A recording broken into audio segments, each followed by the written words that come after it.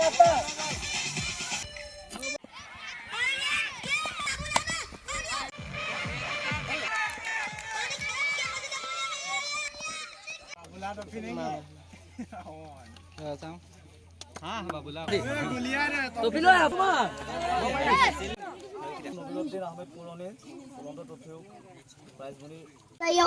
Wide और no को देखने के लिए एम्पियर आसिफ और ईदुल की आंखें जाइए बाजी देखने के लिए मिल रही है जॉनी की तरफ से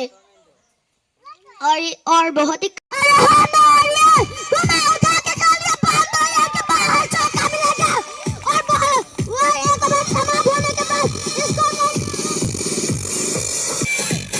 খেল ধেমালি হৈছে আমাৰ বৰ্তমান মানৱ জীৱনৰ জীৱনশৈলী এক অপৰিহাৰ্য অংগ।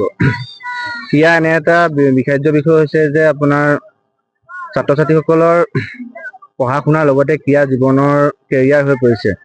সেই মানসে ছাত্ৰ ছাত্ৰীসকলক ক্ৰীড়াৰ লগত জড়িত কৰা মানসে আমি বাৰেঘৰীয়া গাঁৱত দুদিনীয়া কাৰ্যসূচীৰে মহৰুম নবিউদ্দিন পুৰণি বাৰেঘৰীয়া আদৰ্শ খেলপথাৰত 15 বছৰ তলৰ শিশুসকলৰ মাজত ক্ৰিকেট প্ৰতিযোগিতা আৰম্ভ কৰিছিলোঁ। যোৱাকালি সুকলমে আমাৰ ক্ৰিকেট প্ৰতিযোগিতা আৰম্ভ শেষ হৈ গৈছে। আজি আমাৰ চূড়ান্ত খেলখন কণ্টেক্ট সোমোৱাৰ পিছতে হ'ব। বাৰেঘৰীয়া ক্ৰিকেট ক্লাব আৰু বাতিবা ক্ৰিকেট ক্লাবৰ মাজত এই প্ৰতিযোগিতাখন আৰম্ভ কৰা হ'ব।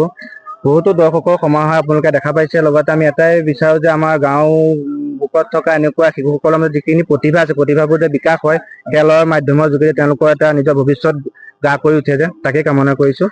আৰু আমাৰ কণ শিশুসকলে যি পদক্ষেপ লৈছে সঁচাকৈ ক'বলগীয়া পদক্ষেপ।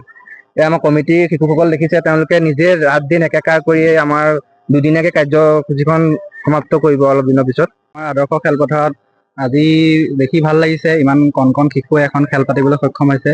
15 বছৰৰ তলত ইয়াত 9 বছৰ 10 বছৰ 12 বছৰ প্ৰায় 15 বছৰলৈকে শিশু আছে। আমি ইমান বয়সত কল্পনাই কৰিব পৰা নাছিলোঁ যে ইমান এখন ধুনীয়াকৈ সুকলমে এখন খেল অনুষ্ঠিত কৰিব পৰা যাব। দেখি ভাল লাগিছে ইমান সৰু শিশুসকলে ইমান ধুনীয়াকৈ এখন খেল পাতিছে। ইহঁতি আগবাঢ়ি যাওক মই তাৰে কামনা কৰিছোঁ। ভৱিষ্যতে তেওঁলোকৰ এটা উজ্জ্বল ভৱিষ্যতৰ কাৰণে আমি কামনা কৰিছোঁ। লগতে এই খেলৰ মাজেৰে যাতে যেনেকৈ এতিয়া ৰিয়ান পৰাগে ইণ্ডিয়ান টিমত খেল খেলি আছে তেনেকৈ যাতে ইয়াৰ পৰাও এজন ৰিয়ান পৰাগ ওলাওক তাৰে মই কামনা কৰিছোঁ। আৰু সকলোকে মই আশীৰ্বাদ কৰিছোঁ প্ৰাৰ্থনা কৰিছোঁ যে তেওঁলোক আৰু ভৱিষ্যতে আগবাঢ়ি যাওক। পঢ়া শুনাৰ ক্ষেত্ৰতেই হওক বা খেলৰ ক্ষেত্ৰতেই হওক সকলো ক্ষেত্ৰতে আগবাঢ়ি যাওক। নবিউদ্দিন পুৰণিৰ এখনি ক্ৰিকেট খেল অনুষ্ঠিত কৰা হৈছিল। আমি 15 বছৰ তলৰ শিশুসকলক মানে খেলখন খেলাইছিলোঁ আৰু কি কয় নবিউদ্দিন পুৰণিৰ স্মৃতিত এইখন খেল অনুষ্ঠিত কৰা হৈছিল। 1-1.5 মাহৰ প্ৰচেষ্টাত আমি এখন ক্ৰিকেট খেল অনুষ্ঠিত কৰিব পাৰিছিলোঁ। এই দুদিনীয়া কাৰ্যসূচী আজি আমাৰ সমাপ্ত হ'ব। সুকলমে শেষ হৈছে। বাৰেঘৰীয়া আদৰ্শ খেলপথাৰত দুদিনীয়া কাৰ্যসূচী লৈ আমি এখন খেল আয়োজন কৰিছিলোঁ। কালি প্ৰথম দিনা কাৰ্যসূচী সমাপ্ত হৈছে। আজি 2 নম্বৰ দিনা কাৰ্যসূচী বৰ্তমান চলি আছে। খেলখন এই ফাইনেলখন অনুষ্ঠিত হ'ব BG ব্ৰাদাৰ্ছ 11 বনাম আব্দুল 11।